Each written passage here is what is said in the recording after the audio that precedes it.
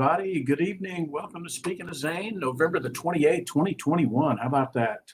171st edition of Speaking of Zane. Hope everybody had a wonderful Thanksgiving. We had an interesting one.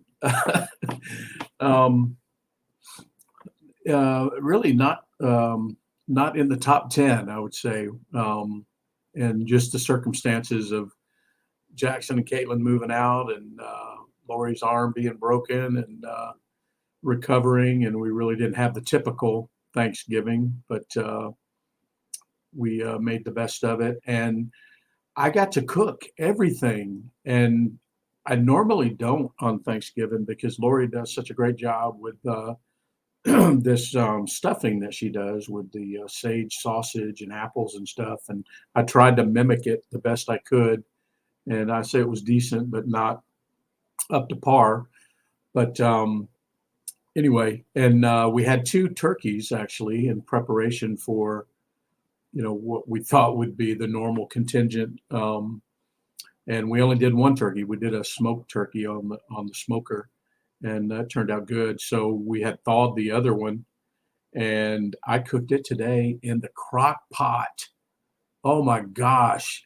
I dissected that bad boy raw and skinned it and everything.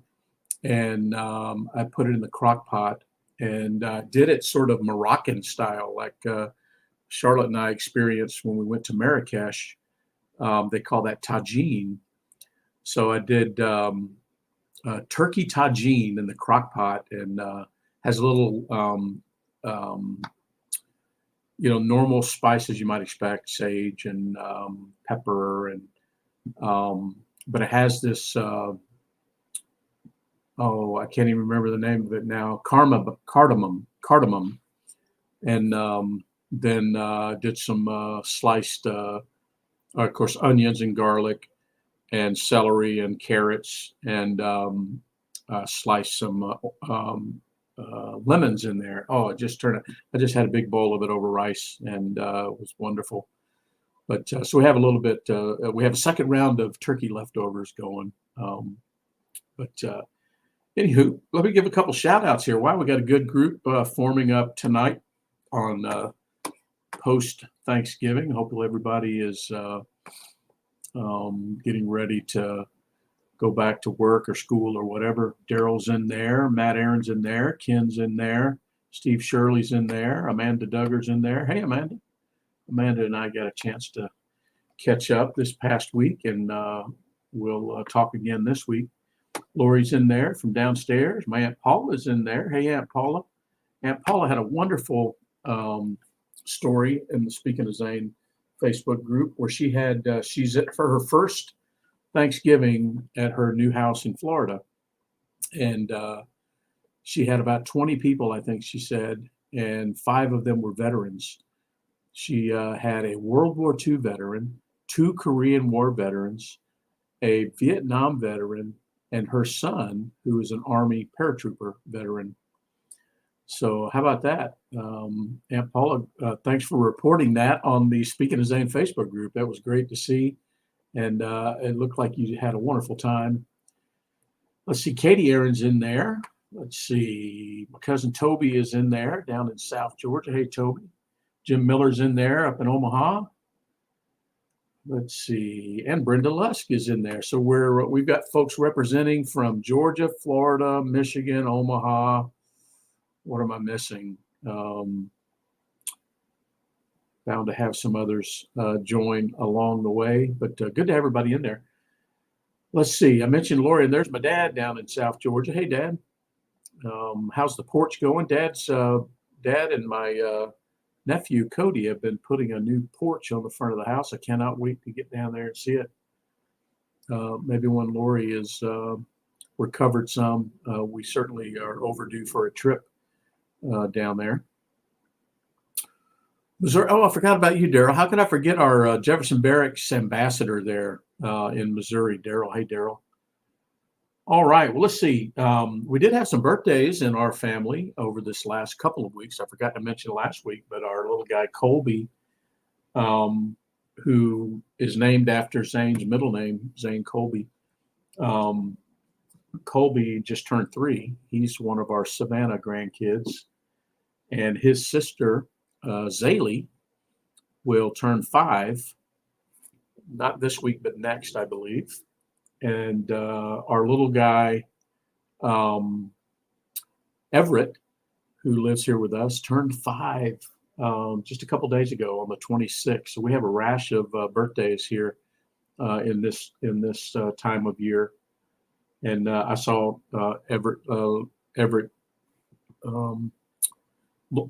Hannah, his mother, just had a cake made for him, a Spider-Man cake downstairs. So I think we're planning to have some cake. But yeah, good stuff. Hopefully everybody else, I see you guys posting various things. I know Daryl had a family gathering. Amanda was out on the beach with family. I saw that the Aarons were doing some photo shoots and stuff. And the Shirleys had the grandbabies. And I mentioned Aunt Paula already. And Ken, I got a great story, a couple of great stories about Ken when we get to Think of That challenge. And just good to have everybody in here today for sure. Let's see. I meant to show something last week that I didn't get around to. And you remember I talked about being the guest speaker at the 8th Air Force Historical Society, telling them all about the radio room restoration on the B-17 City of Savannah. Some of you have been to the museum where that airplane is. Amanda has. I gave Amanda a personalized tour on the aircraft. Now that's rare, and it's becoming more and more rare. They don't let people on the airplane anymore. So Amanda got a chance to actually go all the way up to the cockpit. And anybody else ever makes it to Savannah, you ever make it to Savannah, or you're going to be in Savannah, let me know and I'll give you the hookup. We're awful proud of that thing. But anyway, I got to be the guest speaker last weekend at the 8th Air Force Historical Society here in Atlanta. And boy, they just really enjoyed me telling the story and some of the inside scoop on the radio compartment and stuff. There's my Aunt Mary. Hey, Aunt Mary. Yeah, man. Yeah, I'm a little bit pregnant too. It's tough to fit through that bomb bay. We had to go through the catwalk through the bomb bay, and the way that the bomb racks V down toward the catwalk make it very difficult for a guy of my circumference to make it through there. But it was a lot of fun. We were down there for work actually. But I mentioned going and speaking to the Historical Society. Well, the Brent Braswell is just a great guy who leads that organization, the Georgia chapter. Gave me a gift for being the guest speaker. How about that? And he said, I went to the University of Georgia, so I didn't do too good in English. But anybody guess what that says?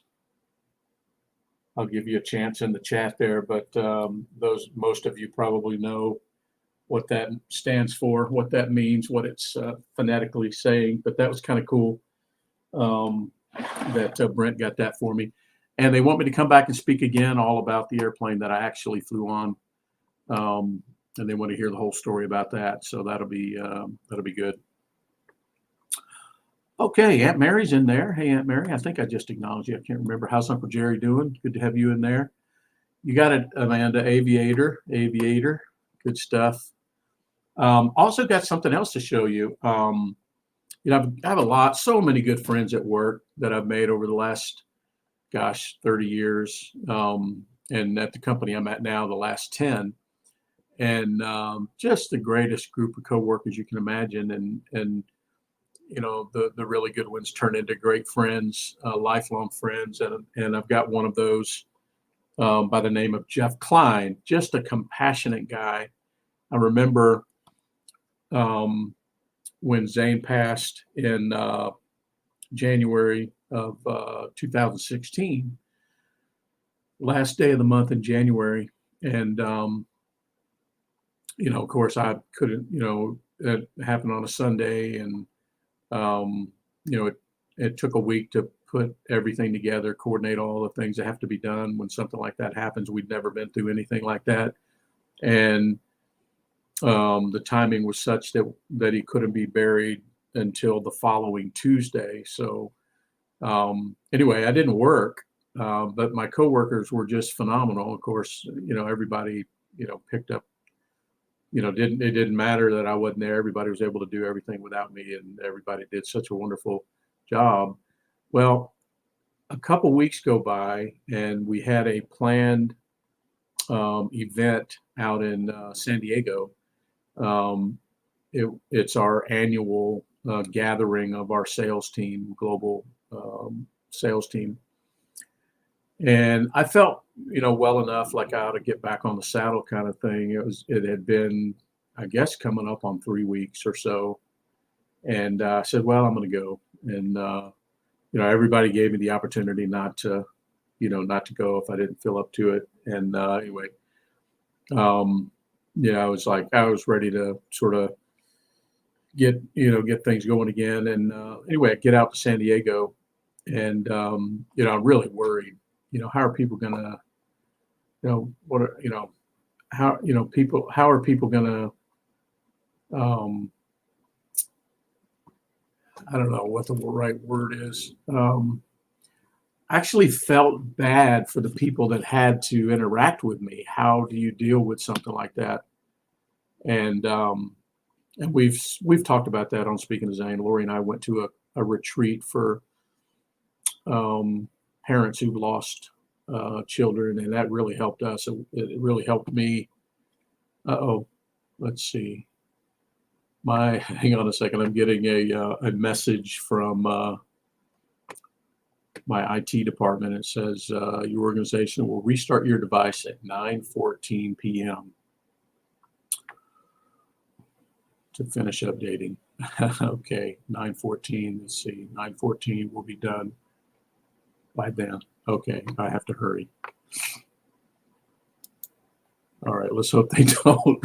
Let's hope they don't reboot me while we're doing it. Anyway, so I was worried about how people were gonna, talk to me and everything. And for the most part, everybody did okay. A lot of people avoided me, and I was guilty of that.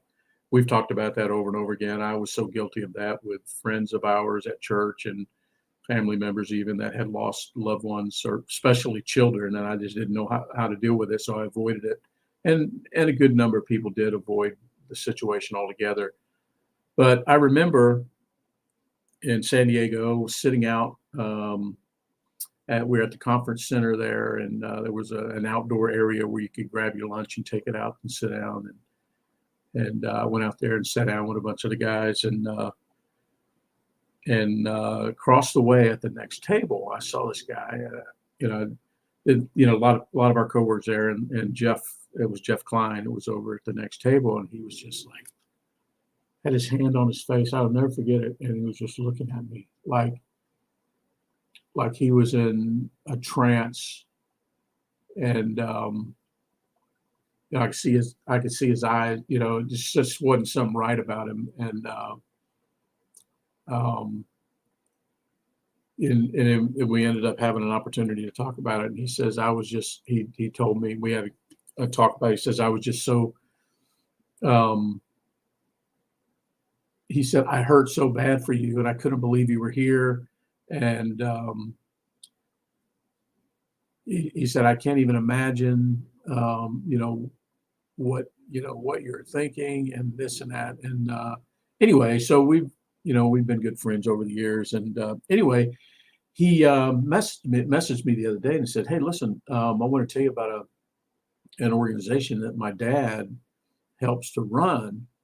And I think you may want to, take a look at them. And I said, yeah. And he said, yeah, it's called the Warriors Art Room. He said, it's an organization that his dad's a veteran as well. And the guy who started the organization was a veteran. And when he got back from Iraq, he was a Marine. He said he went to college and got a psychology degree and all this stuff. And he said, but you know what? He said, hey, quit chewing on that quick. This little, okay, I got to show you. Okay, hold the thought there. I got to show you this little demon here. If I didn't show you last week, this is the little guy. The reason that Lori is got a friggin' broken arm. This little guy right here, because he doesn't know yet not to walk between your legs. Anyway, he's down there chewing on my 3rd Infantry Division banner rug, and I had to scold him. You little snot. Go lay down. Go in the kitchen and get something to eat. All right. Okay. I think I did show you him last week. I can't remember. Anyway, so Jeff and I were, he said, yeah, I think my folks might be planning to move down to Georgia. I'd love to introduce you to them sometime. But anyway, check out this organization. He said, by the way, this organization provides art. It provides the space and all the art supplies and everything for any veteran, that wants to come and express themselves in art. And he said that was the thing that helped him, the guy who founded it. Anyway, so it's called the Warriors Art Room, warriorsartroom.org, I think it's called. Anyway, Jeff said, I saw this painting that one of the veterans did, and I got a print of it, and I'm going to send it to you. I'm like, okay, that'd be great. I appreciate that. And it came this week, and I'll try to get the reflection off that, but that is the print of a painting that a veteran did at the Warriors Art Room up in Massachusetts.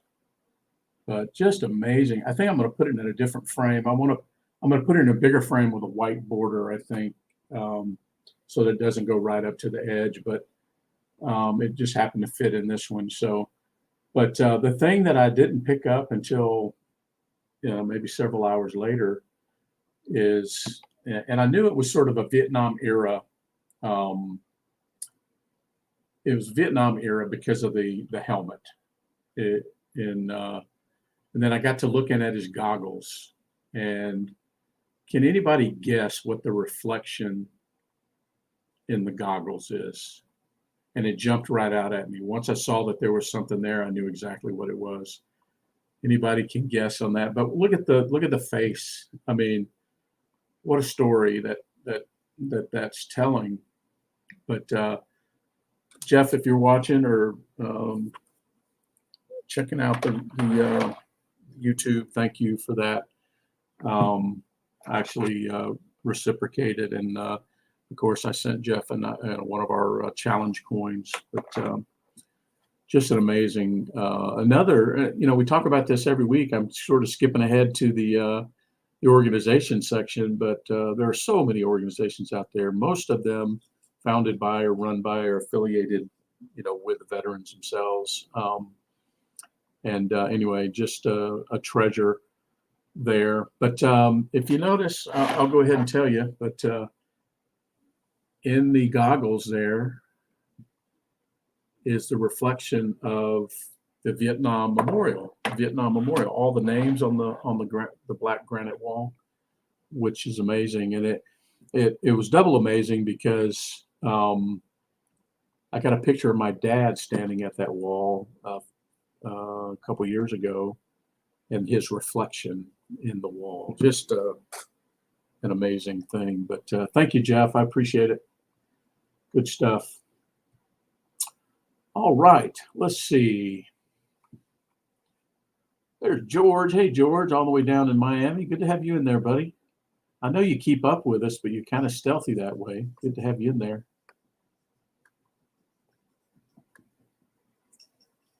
All right. Okay, well, let's see what else we got. I got to try to get done before they reboot my computer here, I guess.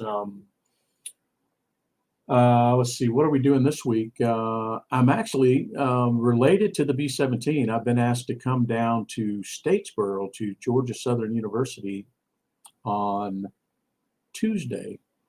So I'm just going to drive down there to be there 12:30.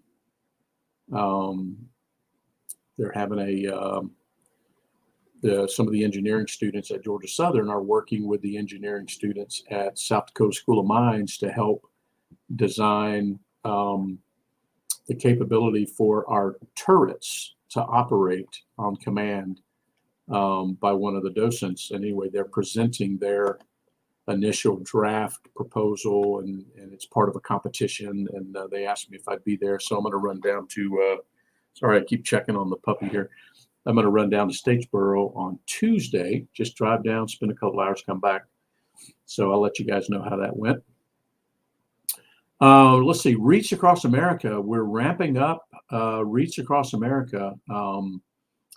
Few pieces of activity to, a few pieces of activity to report.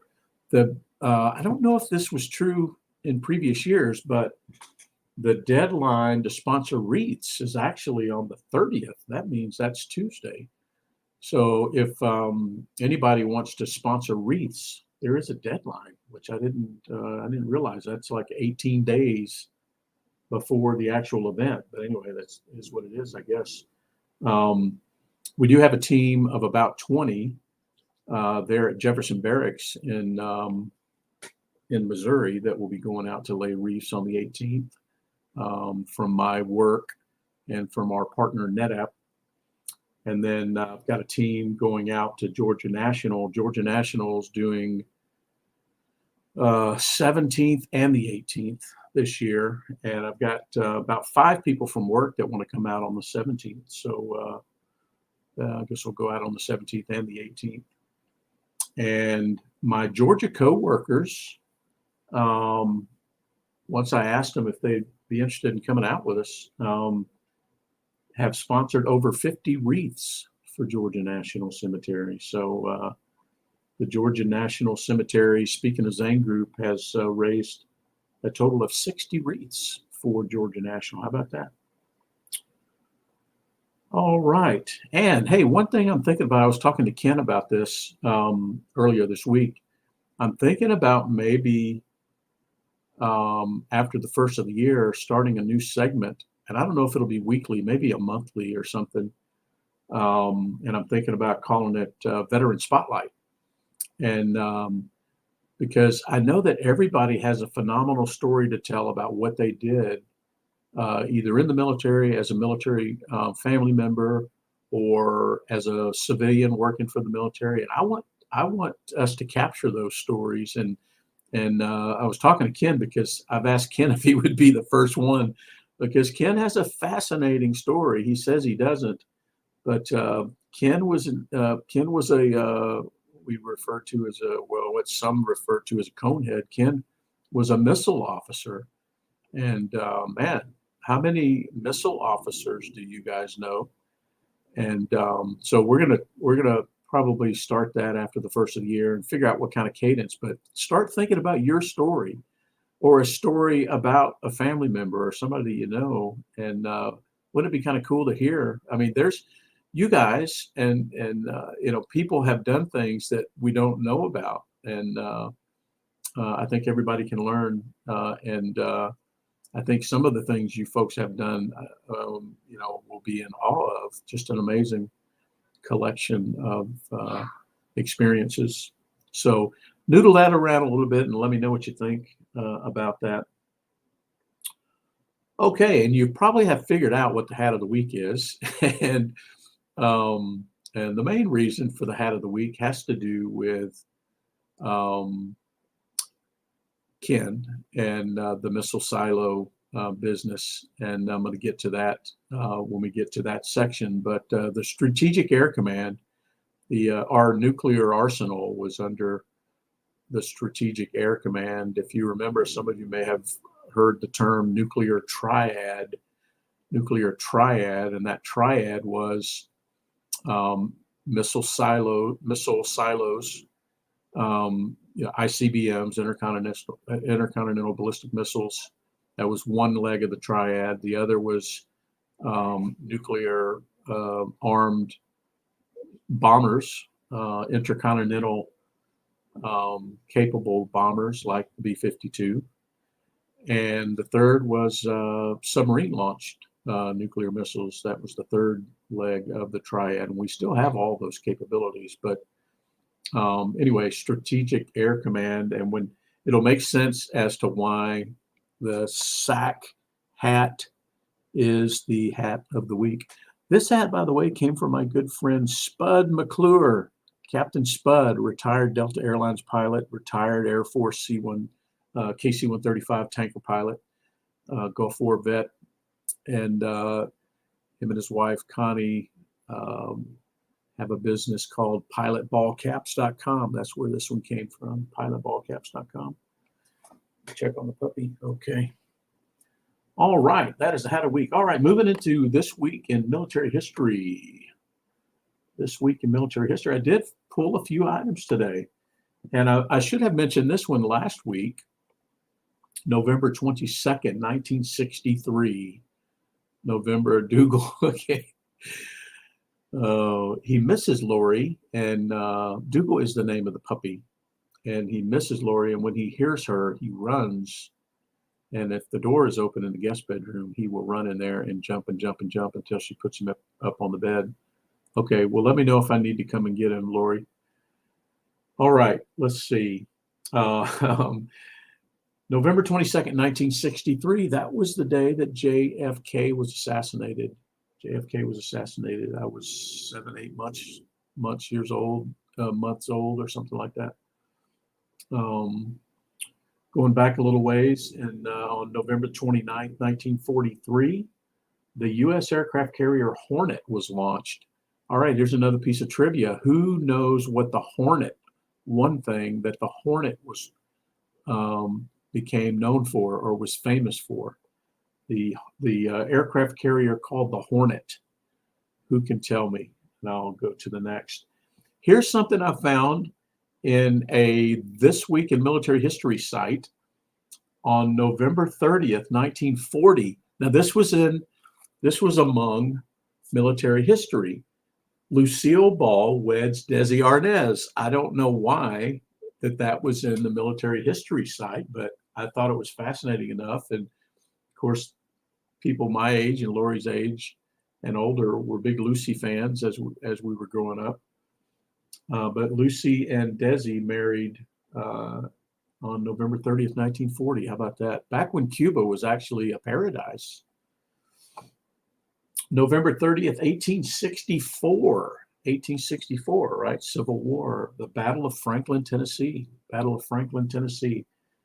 A Confederate attack actually failed there. And there were over 7,000 casualties. Of course, Franklin, and then Franklin is just a little bit south of Nashville, and then they made their way west. The Union I'm talking about, they made their way west to Murfreesboro, and then Murfreesboro to Chattanooga to Chickamauga, and then from Chickamauga down through here, eventually to Atlanta, where they burned it, and then to the east all the way to Savannah. Battle of Franklin. Yes, everybody has got the Doolittle Raid. Yeah, the Doolittle Raid. Jimmy Doolittle eventually became a general. They wanted to get back very quickly at the Japanese and let them know, hey, listen, punks, you're going to hit Hawaii. You are not too far away from us to hit you. But thing was, they were. So they came up with a bright idea to put some, guys, B-25 Mitchells, I think, on board the USS Hornet and take the Hornet out toward, left California and out toward Japan, and launched those off the Hornet, and that became the Doolittle Raid. And you remember the book about the Doolittle Raid. I remember it from elementary school. That's the first time I read it, called 30 Seconds Over Tokyo.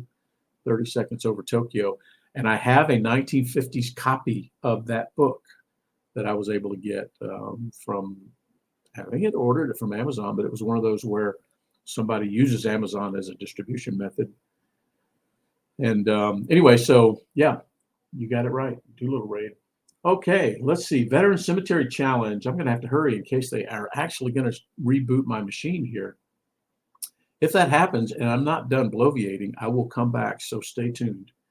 But let me see if I can get through here. Veteran Cemetery Challenge. We had some visits this week. The ones that I know about are Daryl to Jefferson Barracks, Jim to Omaha National Cemetery, not just once but twice. So we got Jim down twice, and then my buddy John Peslowski. I don't know if anybody on here remembers John Peslowski, but John served with us at Offutt in the late '80s, early '90s, and anyway, he works for the same company I work for now, but he is on a short-term assignment to the Netherlands, our distribution facility there, and he let me know today that he visited Netherlands American Cemetery. So I'm going to capture that one on the map. That'll be our second international location. So I count one new cemetery, 4 visits. So we're 527 visits to 148 different veteran cemeteries. How about that? And Thank a Vet Challenge. We had a really good week for the Thank a Vet Challenge. Now here's the ones I know about. Jim had the 2 gate guards at Offutt, so 2 airmen for Jim. Daryl had an Army Vietnam vet and an Air Force Strategic Air Command vet. I think he worked on B-52s. My cousin Cindy thanked a former Marine called Charles that's in their neighborhood. I thanked my old pal Jerry, who's currently deployed to Okinawa. Actually, he called me and we had a good chat, and he's in Okinawa. Also ran into a guy at Kroger that I run into before. He recognized we had another good chat. He's probably in his 70s, retired Air Force guy. And he was also in SAC. We had another good chat there in the paper goods aisle there. I'm going to have to remember his name. He told me his name last time and I forgot it. So I had those 2. Matt and Katie had an Army combat engineer. I think they were at the Home Depot. Aunt Paula, I mentioned, had 5 vets over for Thanksgiving. 1 World War II, 2 Korea, 1 Vietnam, and her son was an Army paratrooper in the 82nd Airborne. And then Aunt Paula had thanked an Air Force vet on Friday and another Army vet today. So Aunt Paula had 7 for the week. And I left out Ken because I told you I was going to talk about Ken. So Ken, Ken used to be a missile officer. And if you don't know much about what that entails, go look it up if you're curious. But he's, let's see, is he posting it in there? But he'd called, okay, that's additional. He had called the controller that was on duty at F.E. Warren Air Force Base up in Wyoming. That was one day. And then on Thanksgiving Day, this may be the most interesting thank you yet. On Thanksgiving Day, Ken remembered the phone numbers and stuff that he used to have there at the missile silos. And Ken called a missile crew that was serving on Thanksgiving Day in the F.E. Warren, Wyoming area to tell them thank you for your service on Thanksgiving Day. How about that? How about that? So Ken, you get an interesting asterisk there next to your name on the Think a Vet Challenge. So good stuff. Good stuff. All right, let's see. So if I total that up, we had 18 thank yous this week, 18 thank yous. And that puts us at, listen to where we're at, Amanda, 1,190, 1,190.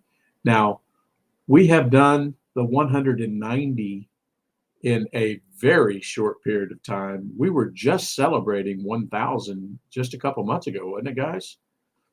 And Lori got us a very nice 1,000 thank yous banner, which I have up on the wall here. But we are at, drum roll, 1,190. Now, a month or so ago, Ken issued a challenge and said, if we could reach 1,200 thank yous by the end of the year, he's going to donate $50 to My Warriors Place. He since upped it to $100 and said, I'm gonna donate $100 to My Warriors Place if we hit 1,200 thank yous. And then I said, of course, I would match that. And then out of the gate, Daryl said, I'll match it. Then my friend Lanny said, I'm going to match it. And then last week, Steve Shirley said, I'm going to match it. So it looks like we stand to raise about $500 for Kelly there at the My Warriors Place. And Kelly was on with us last week, so she got a chance to hear us talk about that. But we are just 10 away.